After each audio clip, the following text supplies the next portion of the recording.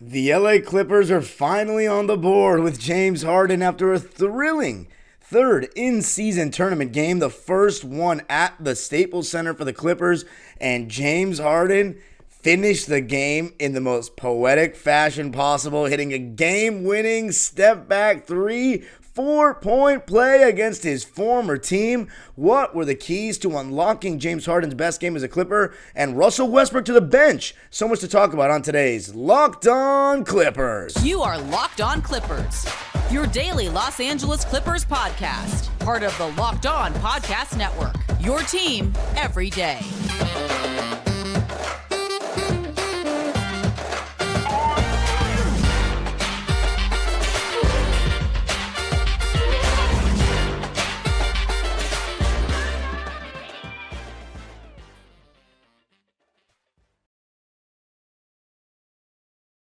Yes, sir. You are locking in with the Clips. Thank you for making Locked On Clippers the first listen of your day, your team every day. I'm your host, Darian Vaziri, born and raised in LA, and in my 19th season as a Clipper fan. You can also follow me on Twitter and Instagram at DimeDropperPod and subscribe to my own YouTube channel, Dime Dropper, where I have a video of the atmosphere at the game, what fans thought about Russell Westbrook going to the bench, and the reactions post-game, the game-winning shot, and more. And Locked On Clippers, free and available wherever you get your podcasts, including YouTube, where I want you to let me know what your thoughts were, not only on the game, but on Russell Westbrook going to the bench. And in this episode, we're going to be talking about that.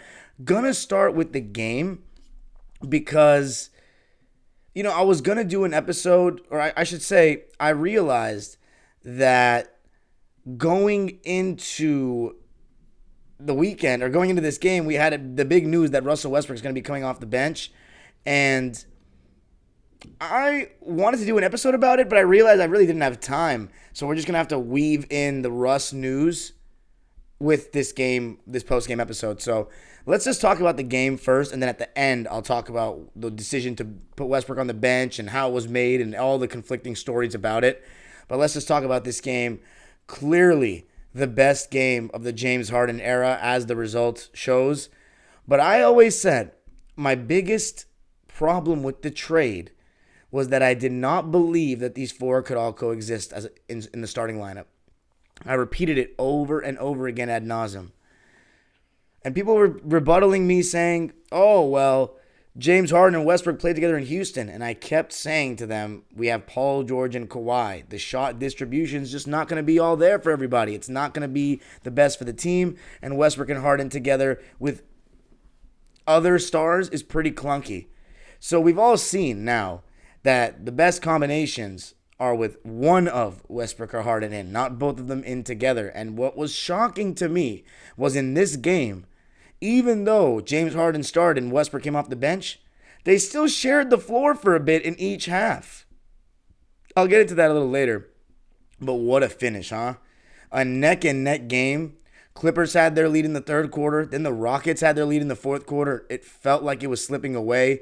Clippers were turning the ball over just a little too much, playing very slow and weren't getting many easy baskets. Defensively, they were actually pretty good, not bad. I thought Ivica Zubac, especially in the fourth quarter, which I'll talk about in the second segment, had maybe his best quarter of the season. But it was the best balance from the most amount of stars since... I don't want to confuse people. Let me just clarify. The best balance from any combination of the big four since the big four have come together. And that was shown by James Harden, Paul George, and Kawhi Leonard in this one, not Russell Westbrook. All three of them putting up 20-plus points. James Harden with 24 points, 9 rebounds, and 7 assists. And this is a typical James Harden, great game stat line. 24, 9, and 7 on 8 for 11 shooting. So he really only missed 3 shots, which is amazing to think about. And then 2 for 4 from deep to go along with 6 for 7 from the line. And he was a team high plus 21 in his 34 minutes. So without a doubt, first game without Russell Westbrook in the starting lineup, you now don't have to worry about getting him the ball. James Harden gets to really run the show as the point guard, and you see what he's capable of doing, creating great shots in the pick and roll, our best pick and roll player since Chris Paul. He can't really get downhill the same way he used to, obviously, but still has more downhill ability than a lot of our team. And then, how about that last possession? And those last couple of possessions, I don't want to let people forget, just because he made the game-winning shot doesn't mean he didn't do other things in the fourth quarter. He actually played 8 minutes in that fourth quarter and had 4 points, 2 rebounds, and 2 assists. One thing I got to give him, he did a really good job rebounding in this game. Just being in the right place at the right time and anticipating shots well. 9 rebounds from a guard. You love to see that. And James Harden's always been one of the better rebounders. I think Westbrook is a better rebounder, especially on the offensive glass. But Harden is still a good one, compared to Reggie Jackson. If we're going back to last year, it's a huge upgrade. Then you talk about the plays he was making down the stretch. There was one play where he was in a pick and roll and threw the lob to Zoo.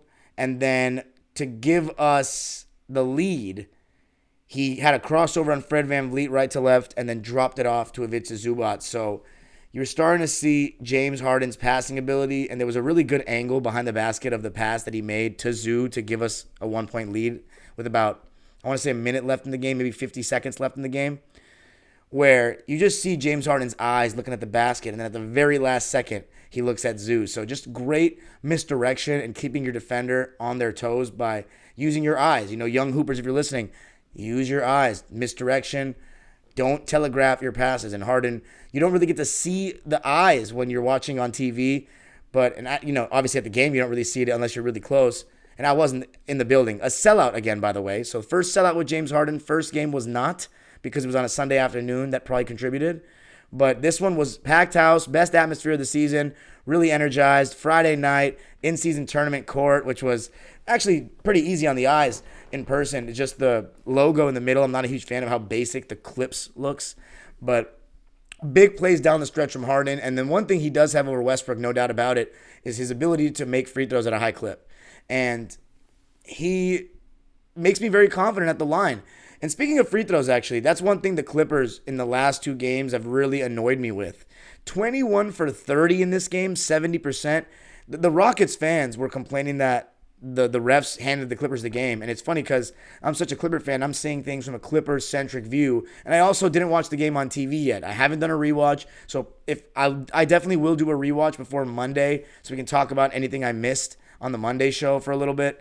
But I mean, of course, when I'm at the game and adrenaline is pumping through me and alcohol as well, and I'm on my feet the whole game in 207. And by the way, 4-1 record at home so far for the Clips. Night games, we are undefeated. So maybe it's those Sunday matinee game curse again coming back. But the point is, with all that adrenaline, sometimes you don't get to see the calls or the replays of missed calls. And the NBA released their last 2-minute report, and there was a foul on James Harden against Alperen Şengün when Şengün had the ball at the 3-point line late in the game, which led to a shot clock violation. And then Kawhi Leonard's steal. Paul George and Kawhi Leonard made huge plays back-to-back defensively. Paul George had that block against Jalen Green in transition. And then Kawhi Leonard ripped the ball. I don't remember if it was Jalen Green or Jabari Smith that he took the ball from in that right corner. So, Clippers definitely getting a little bit of luck with the officiating, I guess. But how often have I said that in my life? So I don't feel bad for anybody. I got 2 words for you. Actually, it's more than 2 words. 2014 Western Conference Semifinals, Game 5. I can go on and on about certain games too, by the way. How about Game 3 against the Suns last year? All right, never mind. I can go on all day. The point is, James Harden, what a shot, right? Kawhi Leonard was having a better game. It felt like he was more in rhythm, just not having a 4th star to worry about in the starting lineup. And defensively, I thought he was pretty stellar as well. Look at Kawhi's stats. 26 points, 8 rebounds, 2 assists, 5 steals. 5 steals again. So I don't remember if it was against Memphis where he had 5 steals. I think it was. But, or was it against Denver? One of those 2 games he had 5 steals. 1 block.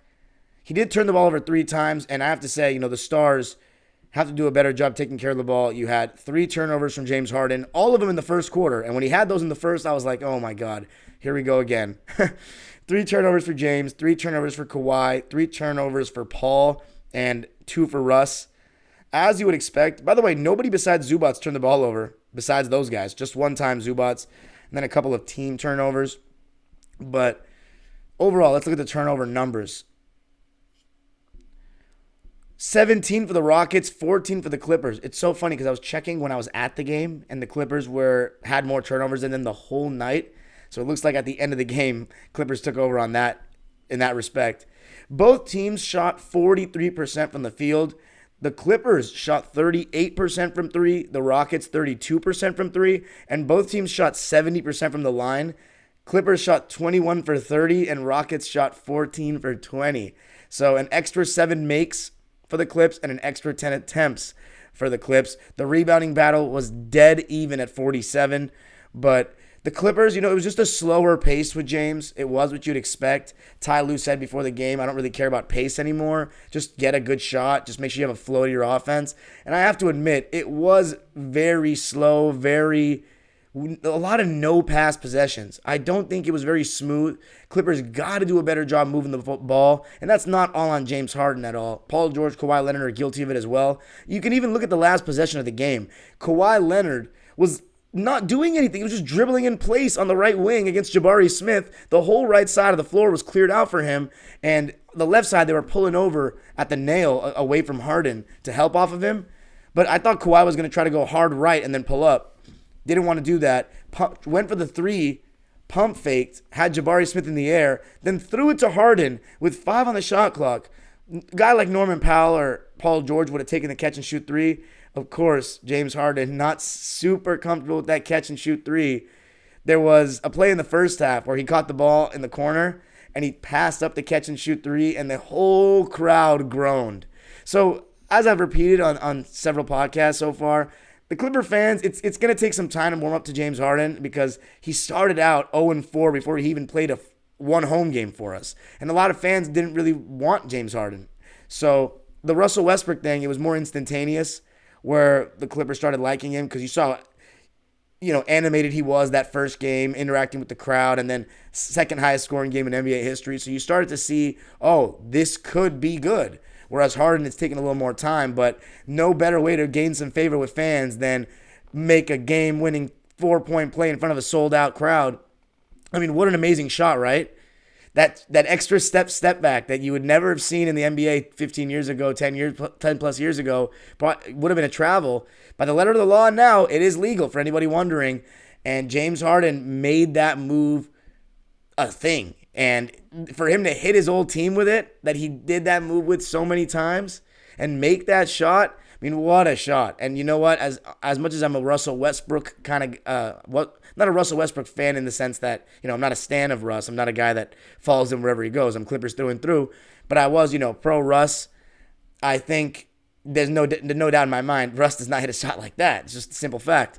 So James Harden, big time shot. But coming up, going to be talking about the other guys. How about Ivica Zubac's performance in that fourth quarter, and then later Russell Westbrook and his situation. Going to be talking about that coming up. This episode of Locked On Clippers is brought to you by BetterHelp. The end of the year can be tough. You reflect on your year. Sometimes you may have not accomplished all the goals that you set out to. And you might be struggling. You might need someone to talk to, and you might need someone to help you get on your feet to get back in the right mindset for that coming year. This time of year can be a lot, and it's natural to feel sad about some kinds of things or some kind of anxiety. But adding something new and positive to your life can counteract some of those feelings and make it a lot better. Therapy can be a bright spot amidst all of the stress and change, and it can give you something to look forward to, someone to talk to, and somebody you can feel safe with. I've had some moments in life where I've gone to therapy and it's helped me in those situations, and you can do the same. And I think I suggest you go to BetterHelp to give it a try. It's entirely online, designed to be convenient, flexible, and suited to your schedule. All you got to do is fill out a brief questionnaire to get matched with a licensed therapist and switch therapists anytime for no additional charge if you feel like you haven't found the right one for you yet. Find your bright spot this season with BetterHelp. Visit BetterHelp.com/LockedOnNBA today to get 10% off your first month. That's BetterHelp, HELP.com/LockedOnNBA.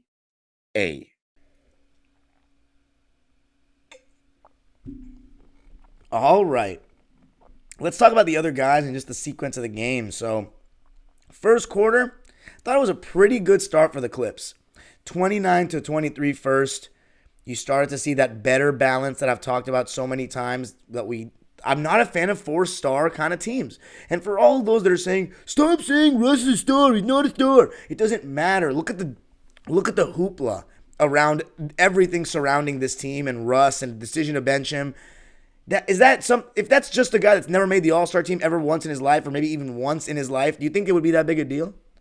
So no, it doesn't matter if you think he's a star or not.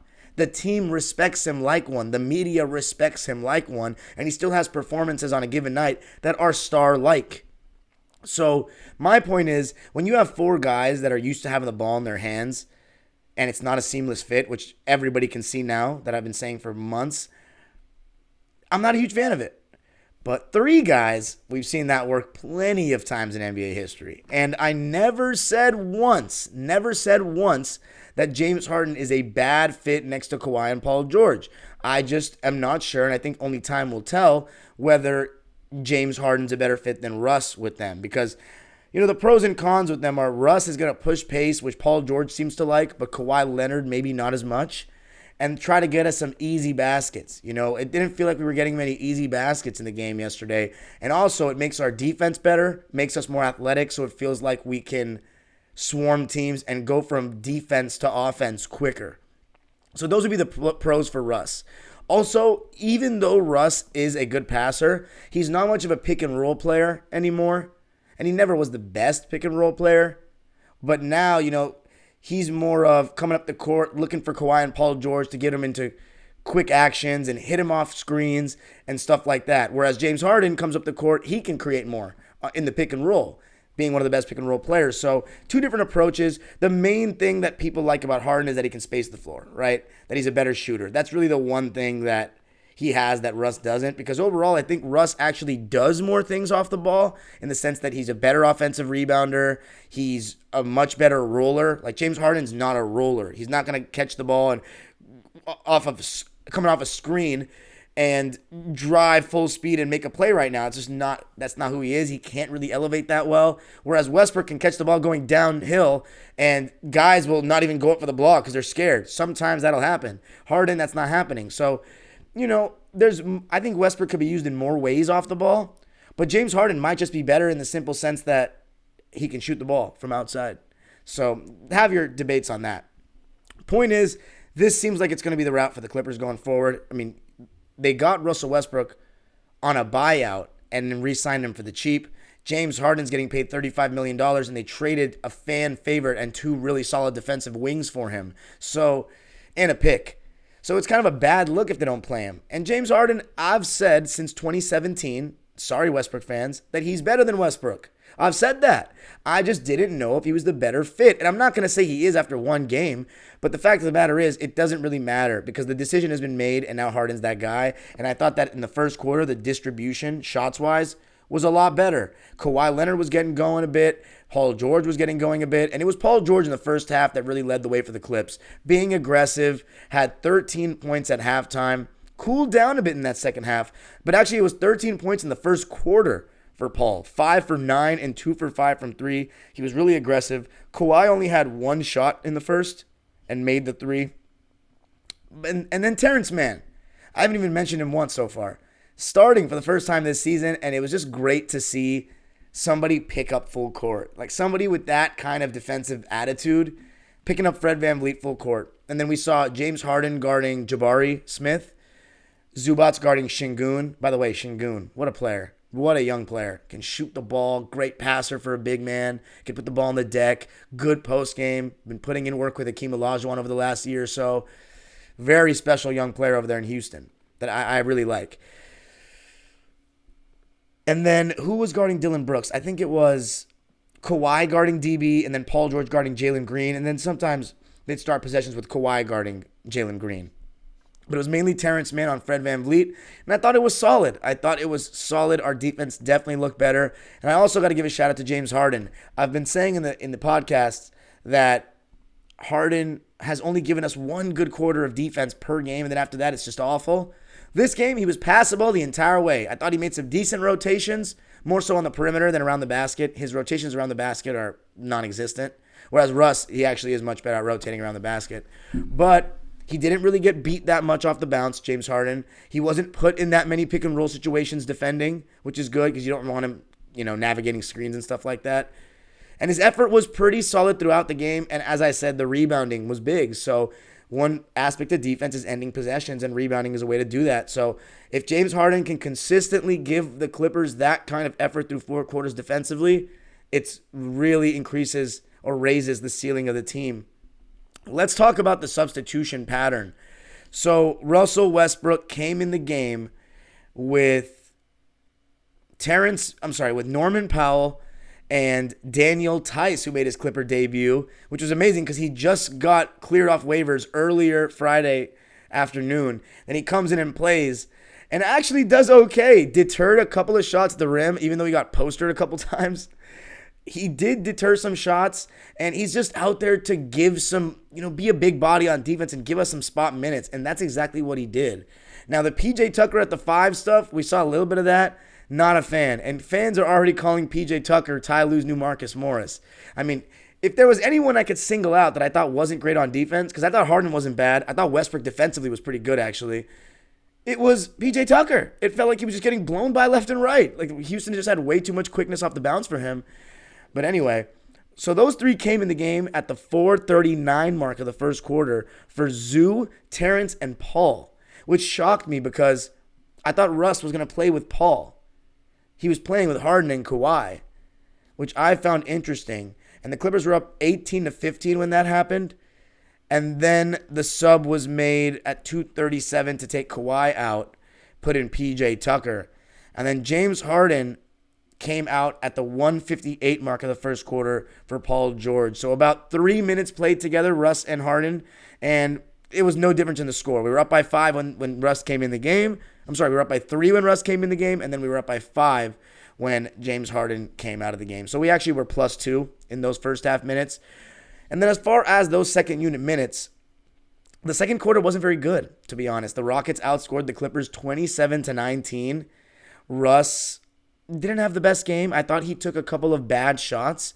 Too many threes. I've said over and over again that I think that Russ shouldn't take more than 3 threes a game unless he's made 2 of those 3. And he was 2 for 6. I just think some bad shots. And just not as much of what you've become accustomed to seeing of Russell Westbrook as a Clipper, which is getting assists because he's playing with Kawhi and Paul. And, part of me is thinking that maybe Paul George and Kawhi Leonard help Russell Westbrook just as much as he helps them. And, the Kawhi fans, the Kawhi stans, are going to say he doesn't help Kawhi at all. He actually hurts him because of the spacing. But Paul George, everybody knows that Russ helps Paul George and gets the best out of him. Point is, with the whole fast-paced thing, I think there is reasonable doubt to say that Kawhi Leonard playing at a fast pace for the duration of the season is not the best move for his body, even though Paul George likes it. But then there was, seeing him early in the season get steals and sprinting and getting open transition threes. And I was like, okay, maybe I was wrong. Maybe Kawhi can do this. But now it's going to be James Harden ball. And Russell Westbrook didn't necessarily do himself any favors to help the argument yesterday with his 2 for 9 shooting overall. And, Russ is very much a rhythm guy. And I was a little worried about the fact that he only got 1 stint in the first half. So he only had 1 stint. He didn't come back in the game in the first half. And then overall in the game, he only got 17 minutes of play. So going from getting 28, 30 minutes a game to getting 17, that's tough.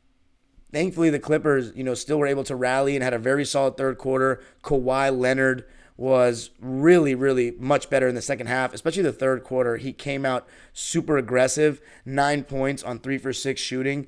And then in the fourth quarter, Paul George started getting going. That buzzer-beating shot, shout out to Norman Powell, made the steal, fed it to Paul George for 3 at the end of the third to beat the clock. That gave the Clippers some momentum going into the fourth. And I have to say that Norman Powell playing the entire fourth quarter, I did not expect. And you know why he's out there, to space the floor. And even though he didn't shoot very well in this game, 3 for 10, it didn't feel like that at the game. It felt like he was still a threat off the ball, and that's exactly why he's out there. Terrence Mann only playing 17 minutes, very interesting. In the fourth quarter, I should say, very interesting. PJ Tucker played more than him in the fourth, which I didn't necessarily like. Paul George played the whole fourth quarter. He was 2 for 6, 5 points. And then Kawhi was also 2 for 6 in the fourth with 6 points. So both of them, 2 for 6 in the fourth. I'd have to say James Harden was our star in the fourth. I mean, the Clippers shot 38.5% in the fourth quarter. That's no good. If you actually take away Ivica Zubac and just go with the big four in the fourth, they were 6 for 19. So not very good. But Ivica Zubac actually was probably the best player in the fourth. 6 points, 4 rebounds, 1 assist, and a block. He had his best sequence of the season where he blocked Şengün and then dunked it on the other end over his head and had those nice finishes from James Harden at the end while also playing good defense. And by the way, it was Ivica Zubac's highest played for, like most minutes he's gotten in the fourth quarter since the 2021-22 season.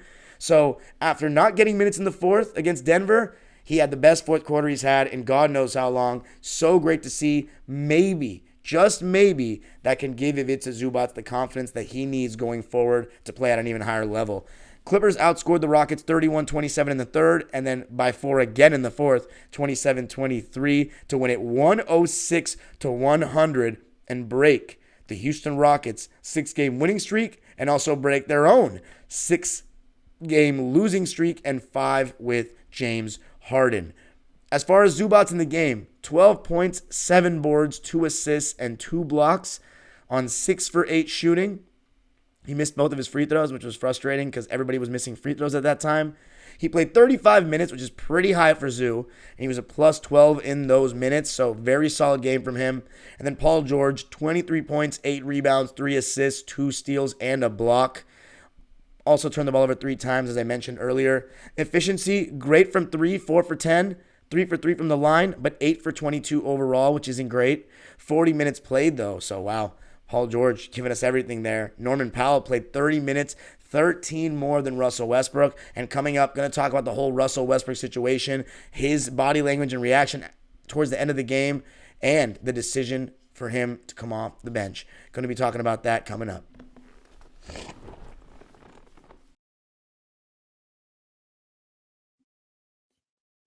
I got to tell you a little something about Game Time. Game Time is the best place to get the best last-minute deals on tickets. If you need to get a ticket for Friday's game against Houston and you don't know if you can go to last minute, well, Game Time is the place to be. Game Time has deals on tickets right up to the start of the event and even an hour after it starts. It's the best place to find last minute seats. You can find exclusive flash deals and sponsored deals on tickets for any sport, even concerts.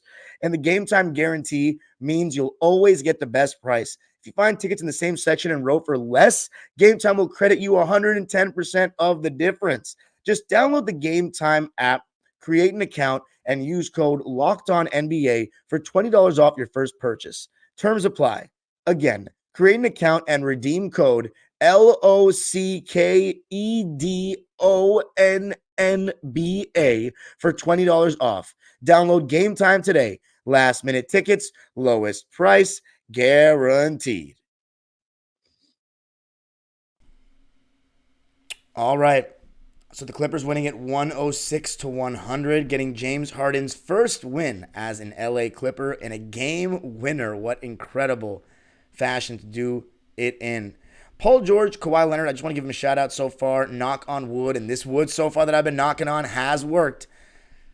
11 games in? No injuries so far. You got to love it. I mean, every single home game, I've been treated to seeing Kawhi and Paul George in Clipper jerseys.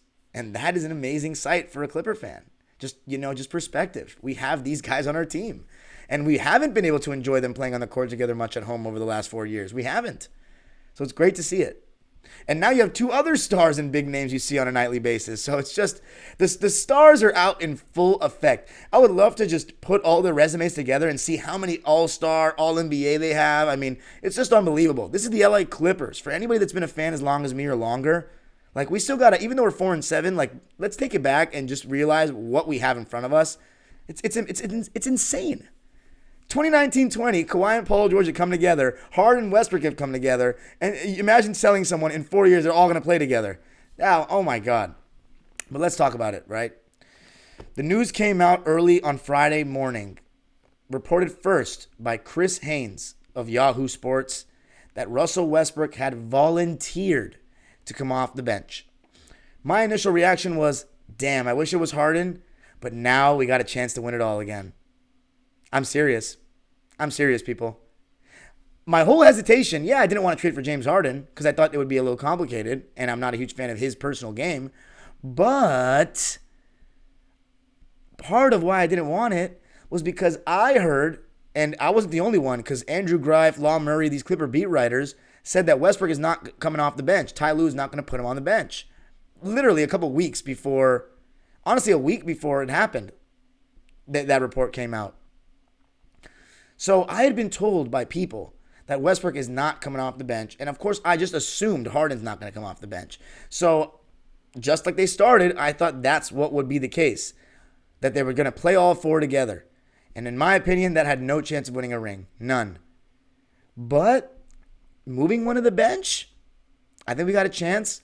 However, if you want my honest opinion, we need a move for this roster just to make us better defensively and on the glass, give us more size. We got too many guards right now. We need more size, more athleticism on the wings because we're asking too much of Paul George and Kawhi defensively, even with Terrence Mann starting. Because Harden, it's a defensive downgrade from Russ, there's no doubt. And Russ is going to be getting less minutes, so let's keep talking about that. So my point is, I was really happy to hear the news. Even though I wanted Harden on the bench for various reasons, it's okay. It's not a big deal to me. As long as one went to the bench, I'm fine with it. Because now the balance is so much better. So Clipper Nation, if you're wondering how I'm feeling about the team, a lot better. A lot better. This was needed. I'm happy it happened after 5 games. But let's talk about how it happened. So initially, hearing that he volunteered, everybody was like, oh my God, what a guy. The fact that he recognized this, he took one for the team, even though he didn't need to with the way he was playing. The early sample size showed the numbers, did not favor Russell Westbrook going to the bench. But he did it, and that says a lot about Russ. And everybody was saying, like the Russ fans were saying, yeah, he did it because that's what happens when a franchise values him. Unlike the Lakers, where they asked him to come off the bench, this is him volunteering. Now, of course, the Laker fans and skeptics around the league are going to say that it's a PR stunt, right? That, the Clippers are going to bench him, and they're letting him report it this way so he doesn't look like he's getting benched. And that's very possible. But here's my hesitation, right? Ty Lue has preached pushing pace all training camp. He made them run so much more. And that's because of Russell Westbrook. That's not because Kawhi and Paul want to play super fast. That's because of Westbrook, Bones Highland, Terrence Mann. And then for him to say, the article that Law released for The Athletic said that Ty Lue's wanted to play with pace. But the front office and Ty Lue have not seen eye to eye. And I said that last year so many times to you, didn't I? And it seems like it's still a thing. Because if I'm not 100% if Ty Lue was really, really all in on Westbrook being point guard 1. But the way he practiced in training camp was a Russell Westbrook-led style. And now it's James Harden ball. And here's why I'm hesitant on the fact that Ty Lue made this call. It took him 30-plus games. He didn't even bench Reggie Jackson. He got strong-armed by the front office. It took him 50-plus to bench Marcus Morris. Does he have the chutzpah, as some of my old teachers used to say, to bench Russell Westbrook through 5 games when he repeatedly said, no one's going to the bench. We're going to try to make this all work? I don't know. It could be the front office coming in and saying, look, Ty, we brought in James. Russ is on a minimum contract. James is our guy, and he's not being maximized right now. Well, if what it takes to maximize him is for him to start and Westbrook to come off the bench, that's what we're going to have to do. And the story said, it wasn't just Law Murray. It was Andrew Greif for the LA Times said that Russell Westbrook texted Kawhi on Thursday morning saying, whatever you need me to do to help the team win, I'll do. And then all the players showed up and saw him at practice in a white jersey, which is for the reserves. Let me just say this. Judging by Russ's reaction towards the end of the game, I know a lot of people were making a big deal out of how long it took him to get up after James Harden made his shot. And at first I didn't think it was a big deal. And I was just keeping my eye on the bench all fourth quarter. He barely stood up. It wasn't like the Toronto Raptors game last year where he was benched in the end and he was still super excited. when Harden made that shot, everyone stood up before him. It felt like, oh, people are looking at me. I gotta clap.